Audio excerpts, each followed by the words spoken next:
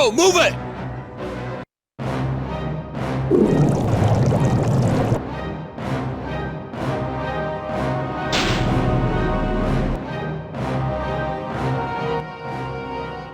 Welcome to the third mission, which is the hardest and best mission, both because of its challenge factor and because of the intense variety.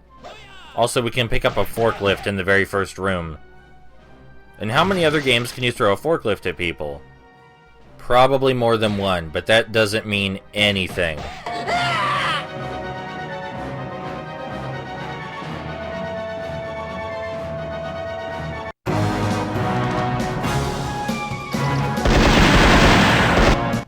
Hey, it's this room again, and there's that sneaky fellow, and we have the enemies with guns just like before, but instead of crates, they're explosive barrels, which are better. Other than that, the strategy for this room is identical. Just disarm the enemies ASAP. Oh, also there's some guys with shells hanging around. I guess a guy with a shell. So yeah, I can already see that this mission is intent on being more difficult right from the start. Unfortunately, it's nothing we're not used to, or rather, fortunately.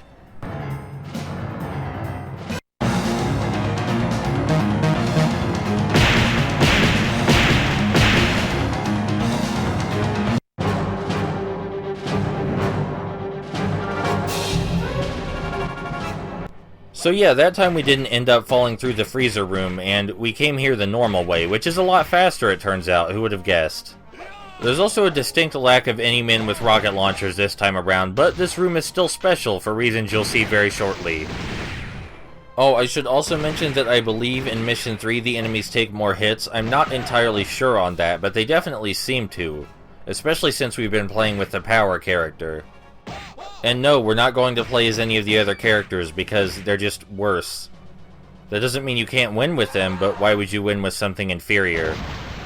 Hey, it's you guys again. I missed you guys. How have you been? So this may be the easiest time you fight these two, even though this is supposed to be the hardest mission, because they just give you so many things to hit them with. And also they're just really easy enemies in general. They're basically just an upgraded version of the shell enemies. Thanks for the health pickups.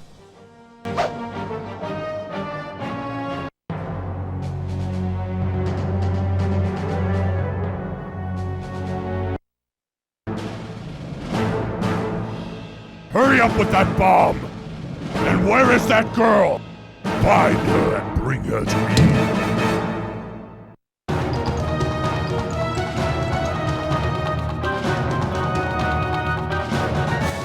So this time it looks like the president's daughter managed to escape into the hallway, which is good on her. I guess she's learning. Well, she can't be learning because this is the same time period. We're just... something's changing for the better. That's what I'm trying to say.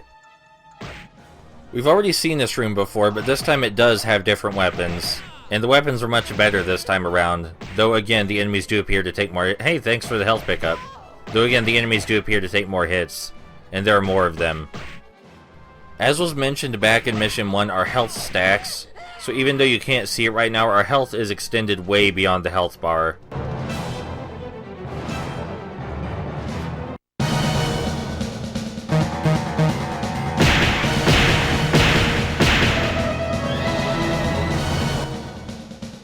Welcome to the locker room again with pictures of Arnold Schwarzenegger on the back.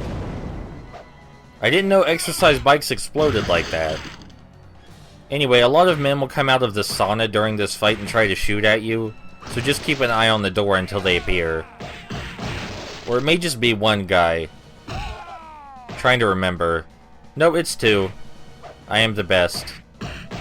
Anyway, these two guys have a really drawn-out walking animation for when they come out of the sauna, so you have plenty of time to hit them before they can fire at you. Which is probably an intentional thing. Also, enemies seem more likely to use grabs in Mission 3, but again, I can't say that for sure. Because testing something in a sterile environment is not something this game allows you.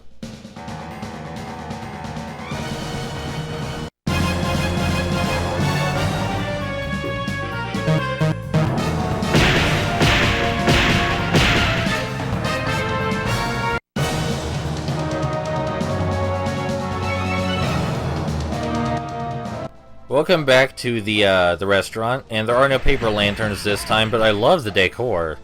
It's very pretty. Especially the chairs, that's some good stuff.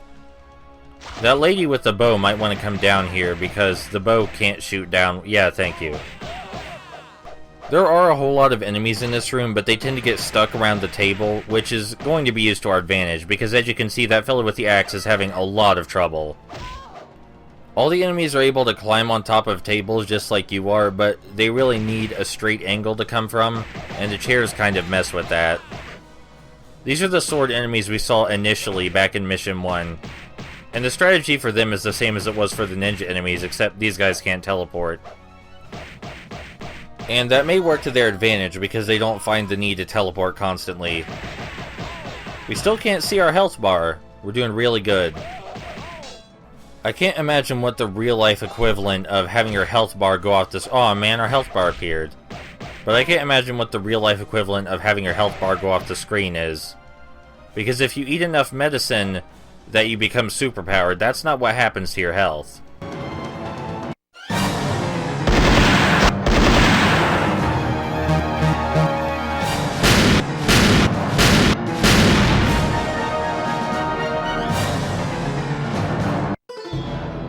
This time we're confronting Master Yang, and Master Yang has gas cans over in the corner instead of rice cookers, but they serve the same purpose as the rice cookers did. Master Yang is exactly the same as Jumbo Matsu and that French chef I can't remember. He even has grenades in his fridge like everybody else. The only difference is that he looks way goofier, and has a ton of makeshift spoon weapons sticking out of his back. But yes, his weakness is your quick attacks, especially if you have full power. He's capable of blocking your quick attacks sometimes if you don't have your full power meter, but when you do, it's just hopeless for him. There's nothing you can do about it. In general, a lot of the bosses are weak to your punches, but not your kicks. They block kicks very easily, even when you are powered up. Man, this was even easier than Jumbo Matsu.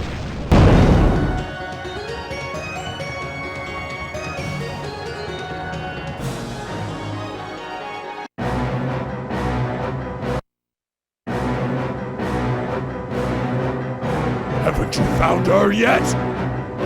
Never mind. It's time.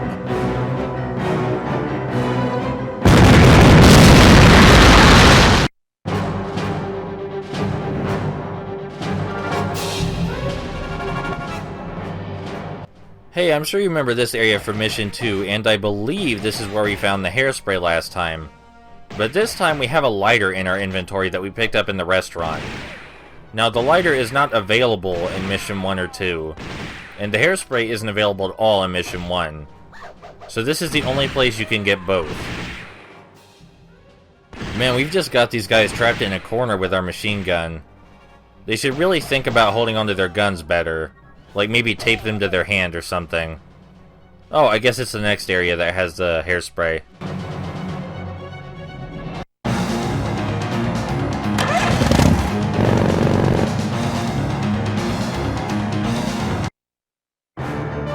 Quiet! I'm here to help you. Come on, follow me.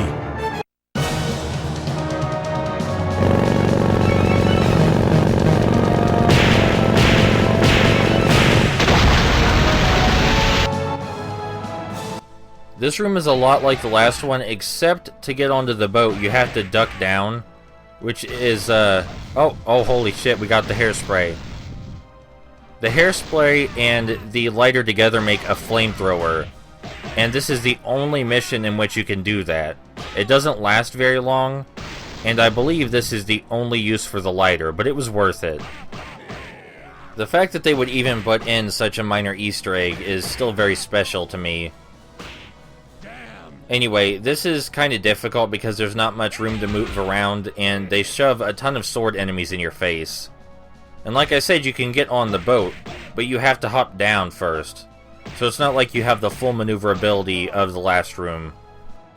You do have explosive barrels again, but those don't really destroy enemies as quickly as they would have in Mission 2. Or even at the beginning of Mission 3, rather. That guy with the blue jeans is surprisingly the most formidable opponent that we will come across thus far. He has a lot of health and his attacks hurt a lot. Especially if he manages to get us into a combo, but I would like to think that we can avoid that.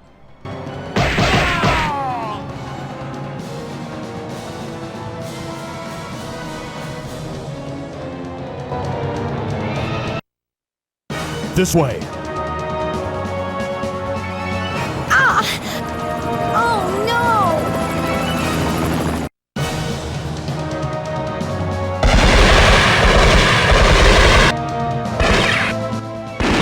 Oh no, our captain has betrayed us and is helping the pirate boss. How could this have happened? I mean, obviously we'll get our answers as soon as we get our ass over there and ask him, but he still has some serious explaining to do. If this turns out to be a whole conspiracy thing where the president's daughter is actually the enemy or something... I mean, I'm just a cop. I didn't sign up for any Black Ops shit. I just punched shit, alright? You know, international conspiracies are way out of my field. I love how maneuverable we are even while we're holding this enormous bazooka. We're not gonna let that slow us down. Why did I put that one down and pick up another one? Maybe I like the other one more. But anyway, there's no bosses here, unlike last time, just a whole ton of enemies, but the cranes are still active.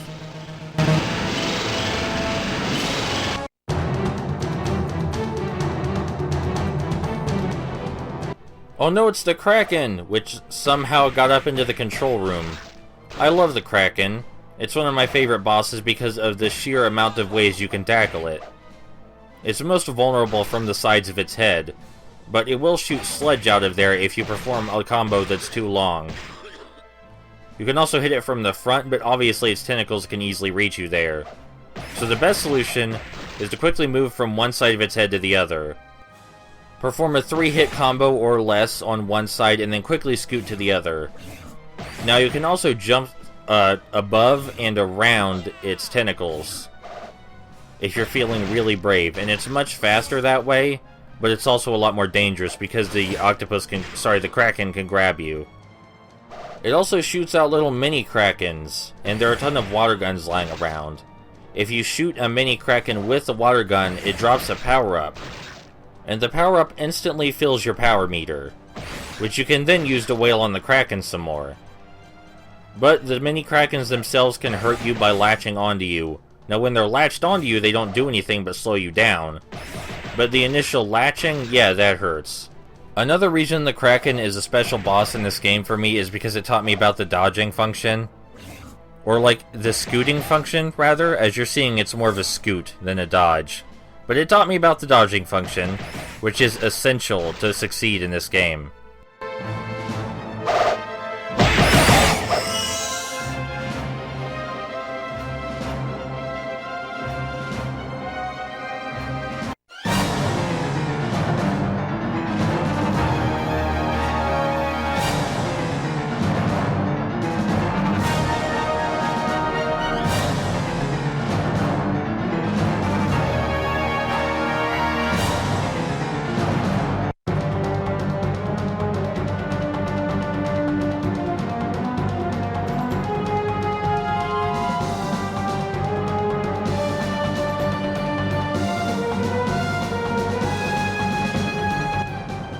Unlike Mission 1 and 2, we don't get a transitional minigame where we can fill up our health, because we rode a helicopter here this time. We saw our captain kick the president's daughter, so we obviously know something's up now. But we still don't know why he would do that. Also, you can see that this time they're just selling fish instead of chicken leg. Maybe the chicken leg sold out before we got here. Either way, the fish is more useful because we can use it as a weapon, unlike the chicken leg, which just stayed in its cage. We have very little health left, and I doubt we're going to be able to make it to the boss with this much health. But hey, we got it this far without dying once, so that's an achievement.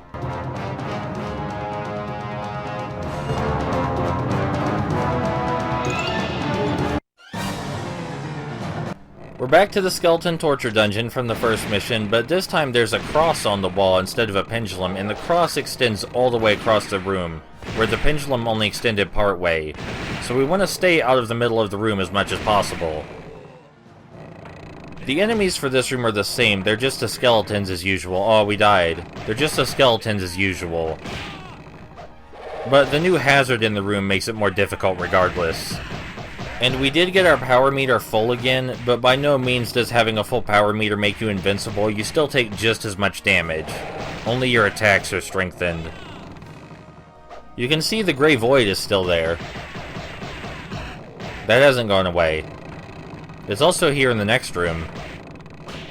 And I'm really not sure what causes that, or if it's intentional. I assume that we're not supposed to be seeing it, but this was recorded on a real Dreamcast, so it's there no matter what. I guess this room is kind of small and a bit of an awkward shape compared to the rest of them, so maybe they just had no idea what to do about it.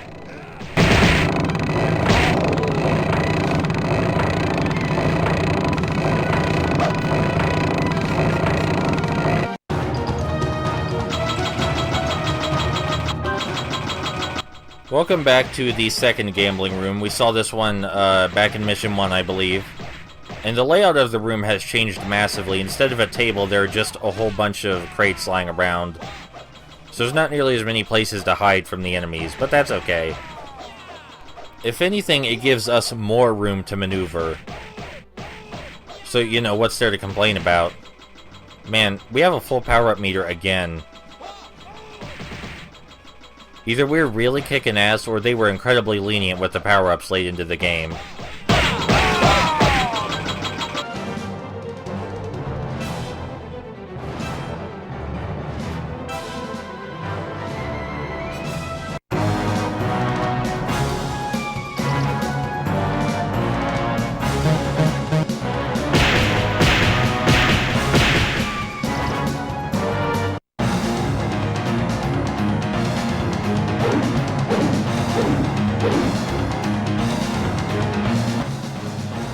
Alright, we're back on the boat for Mission 1, and we can see that they've kidnapped our captain. And even if he was acting more than a little bit weird, we still need to rescue him because he is our captain. I mean, the rest of these guys can die. But clearly he's still on our side if he was kidnapped, right? I mean, obviously he wanted to do something with the pirates, but then he was double-crossed, and then they tied him up. That has to be the explanation here. I honestly can't think of anything else, because otherwise why would he be tied up right there? Truly, this is the greatest mystery of our time. And we'll find the answer as soon as we kill all these ghost pirates. Huh, you know, killing ghost pirates sounds a lot more difficult than it actually is, apparently. A little bit underwhelmed with my first encounters with ghost pirates. Was expecting a little more.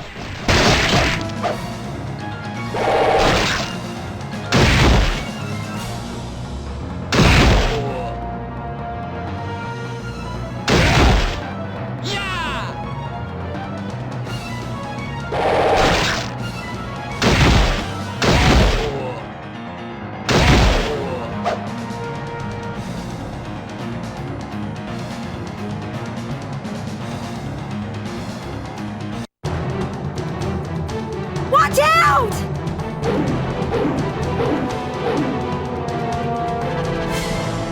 Stupid fools! Your captain is long dead. He's fish bait by now. Oh no, it's our longtime nemesis, Mask de Pedro. He has impersonated our captain and killed him. He's gone too far this time, we gotta put him down. So, Mask de Pedro's pattern is simply that he unleashes a combo on you and then he's vulnerable. In that order. He can also do a slide kick if you stand still for too long, but that's easy enough to get around. Ow. But then again, I also play a lot of beat-em-ups, and I just finished a boss in Spider-Man 3 with more or less this exact pattern. Except that boss was a lot less interesting and funny.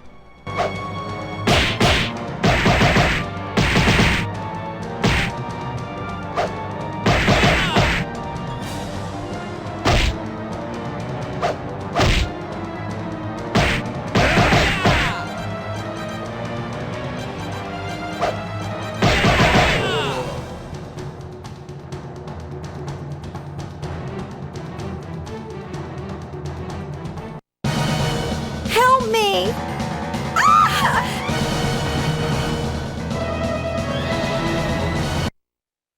So there you are. I've been expecting you. I have changed my body to destroy you. Now, let's have some fun. Alright, now listen, Wolf Hongo is a big deal. He can spin around and teleport like the ninjas, but he fires a machine gun blast afterward. He has a whole anti-ship missile that can come out of his head. He has lasers, he has other missiles in his arms. You think you're just gonna come up here and beat him by smashing the punch button? Don't be ridiculous. This requires some serious strategy and finesse.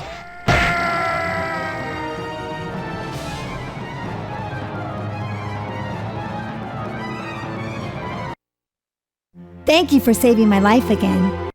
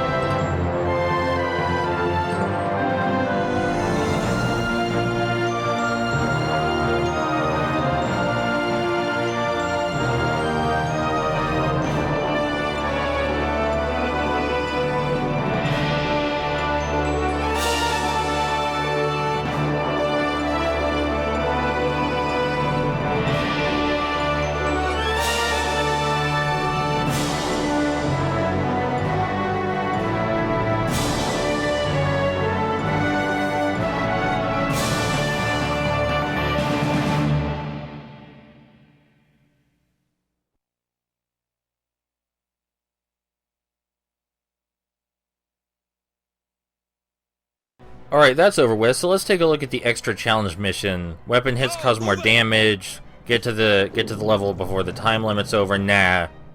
Now let's skip straight to the one where we only have one hit. The other two challenge missions are definitely doable, but this one is a bit ridiculous, and I love it. You can't take a single hit or you go down. So the game basically comes up to you and says, hey, you want to talk about how arcade games are too hard? Well, fuck you, buddy. It's also really fun for me in particular because a lot of people claim that arcade games are too difficult, that they're quarter munchers, that they're unfair in general. And Sega, when they release home ports, as I've said already, always adds these missions, just to show you that it could be worse, and it's still physically possible. So that's pretty much it for Dynamite Cop. We have one more survival mode to show off, but other than that and this, we're done here. And it's a pretty great game. The gimmick of having a whole ton of weapons around at your disposal is really fun, and it doesn't really hamper the basic beat-em-up gameplay any. All the weapons work very well with the design. There's one beat-em-up that is very, very similar to this one called Fighting Force on the PlayStation 1 and Nintendo 64, and its gimmick is exactly the same, that there's a whole ton of weapons around in the environment for you to use. It might even have more weapons available than Dynamite Cop.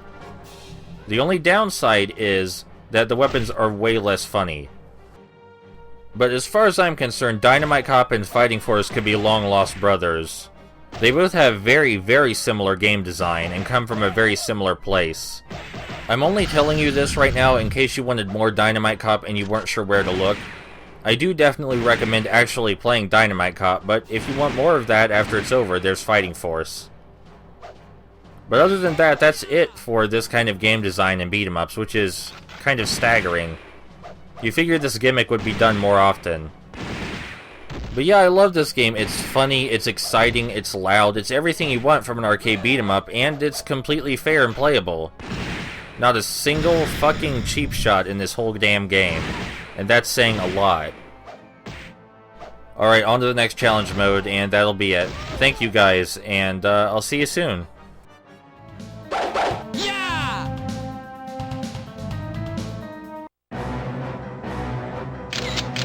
Go! Move it!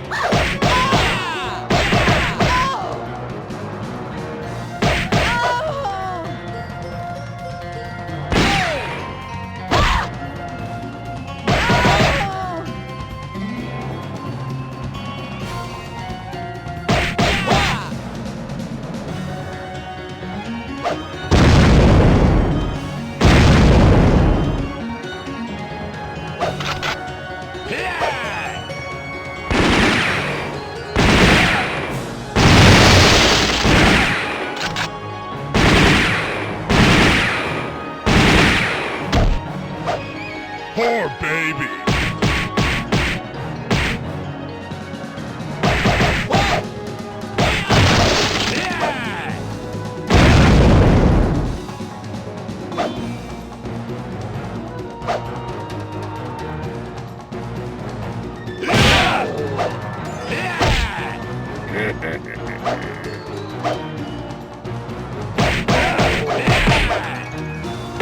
Poor baby.